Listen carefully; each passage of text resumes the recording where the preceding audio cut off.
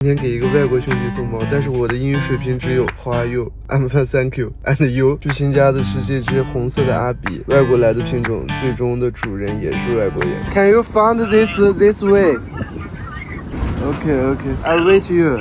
His 叫声 listening very good. He's very 活泼 outgoing. Yeah. Hello, yeah, hello. hello. Come in. Yeah, bro, how you doing? 哎， Wow, it's good. Looks good. 我要说啥来着？Do you have a name Yeah, for what's- this cat? Maybe. I can teach you a Sichuan name for this cat. Yes.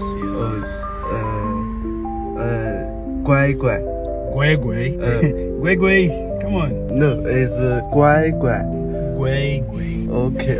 Can you use 3 Chinese word for this cat? Oh, yeah. 栩栩人生，金无抢价，其间一宝。Oh, good. So, tell me, how old is the cat? Gisela. 2我回去罚你 2 months, 2个月。2个月多。 So, what is suitable for him to eat? eat 就反正我回去打字罚你。